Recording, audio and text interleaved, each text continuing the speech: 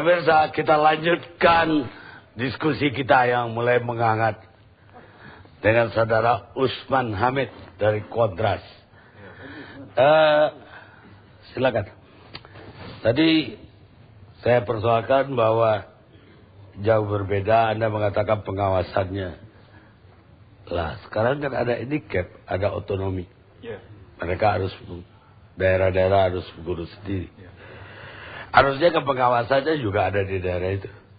Tentu. Nah, cuman kan kalau kita bicara otonomi khusus ini bukan hanya soal Freeport atau dana otonomi khusus, tapi juga ada agenda-agenda lain. Tadi Bang Karni atau Pak Yusuf Kala menyebutkan tentang pemekaran wilayah. Ya. Tahun 2003 itu Papua dimekarkan menjadi 2 provinsi, dari Papua dan Irian Jaya Barat. Padahal menurut Undang-Undang Otonomi Khusus, pemekaran wilayah itu hanya bisa dilakukan dengan persetujuan Majelis Rakyat Papua. Sampai tahun 2003 berakhir, Majelis Rakyat Papua belum dibentuk, baru dibentuk pada akhir tahun 2004 oleh Presiden SBY. Nah, itu kesalahan politik yang fatal. Saya kira kenapa berbagai gejolak sosial politik itu terjadi antara 2 provinsi ini. Satu. Yang kedua, misalnya dalam segi hak asasi manusia. Ada mandat dari Undang-Undang Otonomi Khusus kepada pemerintah untuk mendirikan Komisi Daerah Hak Asasi Manusia. Jadi kalau ada pelanggaran hak asasi manusia diselidiki. Ada mandat untuk membentuk Komisi Kebenaran. Ada mandat untuk membentuk Pengadilan HAM di Papua.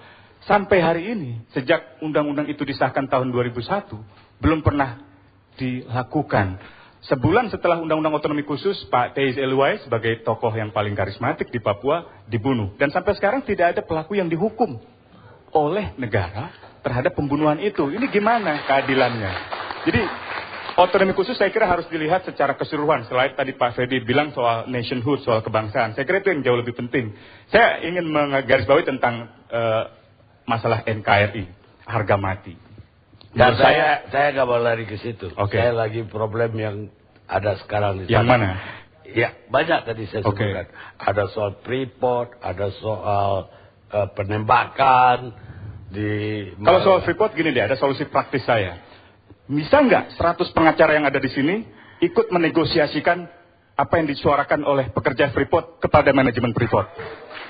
Bersedia tidak? Sedikit sekali pengacara di Papua yang mau membantu rakyat atau membantu orang-orang kecil. Kenapa? Nggak tahu saya. Kenapa banyak orang... Anda kan banyak menyelidiki ke situ. Apa yang terjadi? Satu, memang dalam segi hukum tadi saya bilang kurang diperhatikan. Pengadilan, hakim-hakim yang ada berapa orang? Jaksa atau polisi. Ya, pengacara tidak mau membela itu aneh juga bagi saya. Mungkin nggak ada uangnya di sana gitu. Nggak tahu saya. Saya kira ada banyak sebab. Karena ada LBH juga di sana. LBH Jayapura bertahun-tahun, Mas Bambang Wijayanto dari LBH 12 tahun ada di sana. Apa tanggapan Anda terhadap dana Freeport untuk aparat? Aparat TNI? Nggak bisa dong. Freeport sudah bayar pajak. Maka konsekuensi pajak itu negara menyediakan jasa keamanan secara gratis. Berdasarkan uang pajak itu. Tidak bisa lagi uang keamanan dalam bentuk cash langsung itu diserahkan langsung dari Freeport kepada aparat keamanan. Itu bagaimana kalau itu yang diserahkan CSR? CSR kan lain lagi. CSR yang 1% itu bahkan sekarang dalam ini karena objek vital negara. Dalam perpresnya presiden yang sekarang yang terbaru tentang percepatan pembangunan Papua, itu CSR malah mau digunakan untuk pembangunan semen di Kabupaten Mimika. Ini kan program pemerintah. Bagaimana bisa bersumber dari dana Freeport? Sebaiknya itu dipisahkan. Karena CSR itu adalah bagian dari tanggung jawab dari perusahaan kepada masyarakat. Nah, pengelolaannya memang selama ini diserahkan kepada satu yayasan sebesar 1% itu banyak sekali persoalan di sana yang tidak disiapkan sejak awal. Tapi saya kembali ke soal pertanyaan Bang Kardi tentang bayaran dari Freeport kepada anggota TNI. Ini kan bukan pertama kali. Tahun 2005 itu pernah dilaporkan ke Kongres Amerika Serikat tentang penerimaan dana beberapa jenderal, tidak semua jenderal dan bukan institusi TNI tapi beberapa jenderal. Sekarang ya untuk prajurit, bukan untuk jenderal. Prajurit itu kecil sekali, cuma 1.250.000. Mereka memberikan banyak dalam bentuk natura kok. Ada mobil, ada barang, ada apa. Pajak yang mana? Sekarang ini. Yang mana? Yang Anda anggap 14 juta itu kan diberikan dalam bentuk makanan, dalam bentuk kendaraan. Ya itu harus dialokasikan kepada negara. Negara yang mengatur itu. Kalau itu langsung diberikan kepada anggota kepolisian, itu akan menimbulkan atau akan mempengaruhi independensi aparat kepolisian sebagai penegak hukum ketika berhadapan dengan persoalan antara masyarakat dengan Freeport, antara buruh dengan Freeport. Akibatnya buruh atau masyarakat di Papua merasa polisi lebih berpihak kepada Freeport karena dana Freeport mengalir kepada polisi. Ini satu persoalan besar. Buruh yang demo sekarang juga gak diapa-apain oleh polisi. Kan di awal diberi ultimatum berapa kali untuk dibubarkan. Bahkan ada yang tewas. Kan ada yang tewas. Apa? Ada yang tewas. Tewas kan yang ditembakin. Ya harus dihukum. Siapa yang menembak? Itu yang harus diusut. Enggak, menurut Anda siapa yang Saya menembak? tidak mau melakukan spekulasi, tapi saya minta pada Ada nggak investigasi kontras? Lo investigasi kita kan sangat terbatas. Saya minta kepada pemerintah untuk melakukan penyelidikan. Kalau perlu sama-sama kita selidiki. Nggak perlu pemerintah misalnya menuding OPM, tapi tidak pernah menghadirkan bukti yang otentik kepada pengadilan. Lakukan penyelidikan. Ada Komnas HAM, ada kepolisian, bikin tim bersama. Kalau kami diminta untuk ikut bergabung dalam penyelidikan, kami mau, kami bersedia, kami berani ngambil risiko untuk masuk ke daerah pertambangan atau masuk ke hutan-hutan untuk melakukan penyelidikan bersama demi objektivitas hukum. Sehingga tudingan itu tidak berhenti pada tudingan politik, tetapi berakhir pada keadilan. Jelas siapa yang bertanggung jawab. Baik, saya ke Komnas HAM. Apa yang diketemukan oleh Komnas HAM di situ? Ini ada dua hal nih ya. Yang pertama soal Freeport, yang kedua soal yang lebih luas dari Freeport.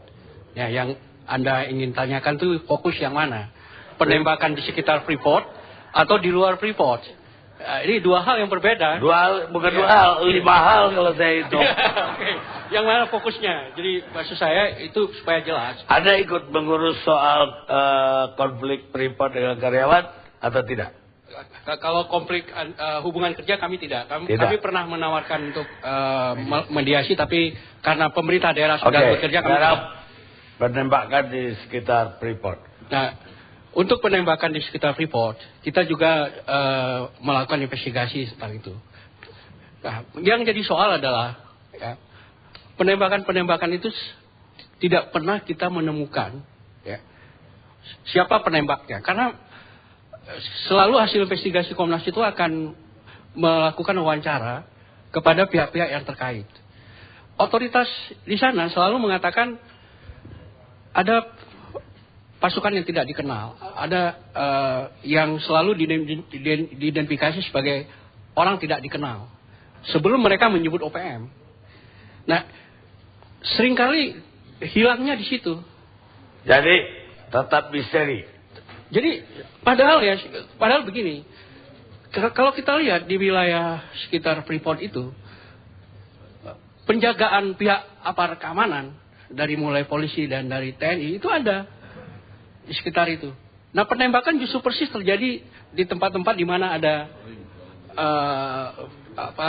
stasiun penjagaan dari polisi maupun orang polisinya juga ditembak. Ya, makanya, nah, jadi sampai sekarang kita tidak bisa pernah, karena begini, untuk meminta verifikasi peluru pun kita nggak bisa. Kalau penembakan yang di luar Freeport yang dia tadi ini kita bicara yang setelah Kongres 3 rakyat Papua di lapangan Padang Bulan di Jayapura itu. Ya. Nah, di situ kita baru bisa mengidentifikasi siapa kira-kira yang melakukan penembakan.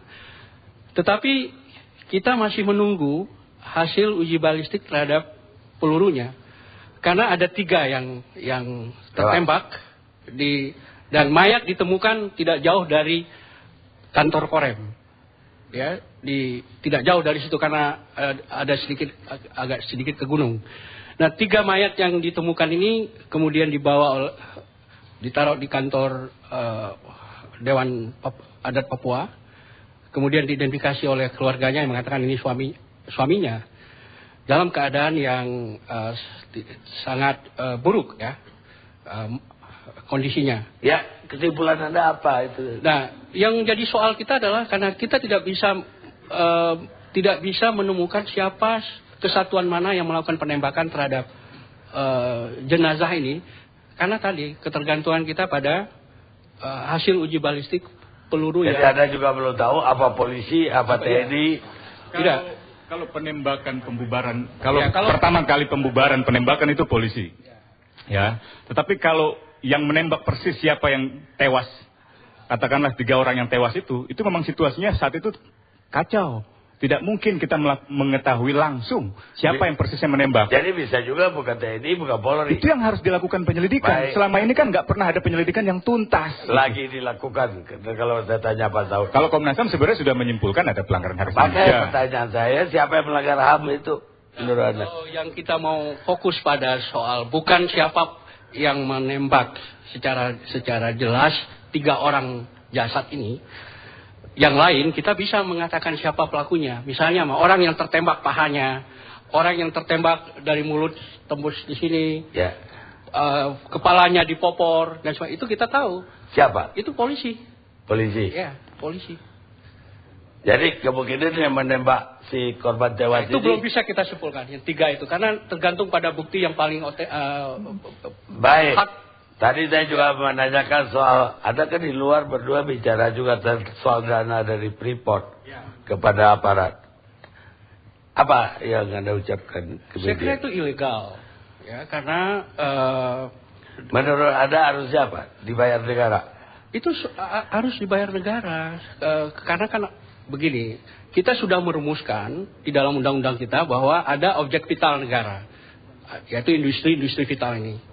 Nah, sebagai akibat dari rumusan undang-undang itu, maka kepada aparat negara kita lah diberikan kewenangan atau pembayaran terhadap mereka itu ditanggung oleh APBN, tidak diminta dari perusahaan yang bersangkutan, karena akan punya pengaruh psikologis tadi independensi dari. Anda tahu nggak negara bayar berapa prajurit yang bertugas di situ? Ya, memang kecil ya. Berapa? Tetapi mereka dapat. Nggak berapa prajurit? Saya nggak dapat angka yang selalu. Anda tahu nggak? Setiap anggota di situ cuma dikasih negara 30 rupiah uang makan per hari. Enggak, itu. Iya. Sementara Aqua saja, ini lebih mahal kali. Aqua 25.000. Ayam pop 60.000. Ada pernah ke situ nggak? Nggak, tapi itu kan tetap. Nggak, pertanyaan saya, ada pernah ke situ nggak? Pernah. Setelah kejadian ini? Setelah kejadian belum. Tapi saya pernah sudah berapa kali ke sana dan sudah bertemu dengan. Waktu setelah kejadian Anda ke Jayapura? Setelah kejadian belum. Tapi ada tim kami. Bagaimana Anda menyimpulkan tadi ada pelanggaran HAM? Ada tim kami yang datang, bukan saya. Saya mau bantu sedikit.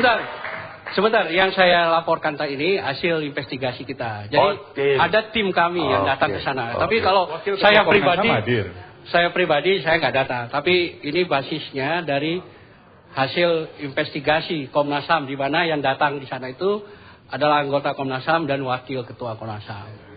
Clear ya? Anda mau bicara? Ya, saya mau nambahkan saja bahwa ketika saya kemarin di Abipura dan di Jayapura pun juga bertemu dengan Komnas HAM dan kembali meninjau lokasi tempat pembubaran Kongres Rakyat Papua, sekaligus juga membaca keseluruhan keterangan informasi yang diberikan oleh warga. Saya sependapat bahwa itu perlu diselidiki, investigasi secepatnya siapa yang menembak, termasuk yang dekat Freeport.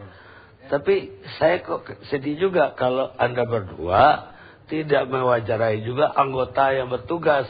Oh, kita wawancarai. Wawancara itu ada keterangan. Tadi nggak tahu dia bawa 30.000 uang makan sehari. Bukan. Itu Anda tadi kan bertanya soal uang makan itu di Freeport. Sekarang Anda yang mau nanyakan itu soal kejadian di Abipura. Apakah keterangannya Komnas HAM itu juga termasuk anggota TNI dan Polri? Diwawancarain nggak? Bagaimana nasib pasukan yang ada di situ? Keluar konteks. Tadi pertanyaan tadi itu soal Kongres Rakyat Papua, bukan soal Freeport. Lain tadi dong. konteksnya itu soal Freeport mengasih uang makan. Persis. Tapi pertanyaan terakhirnya Bung Karni itu Nggak, menyangkut sebelum soal saya Kongres masuk Rakyat ke situ Papua. tadi soal itu loh. Bukan. Kita tetap ada wawancara tentang itu, Pak. Tapi yang kita diskusikan tadi kan spesifik soal kejadian pasca Kongres.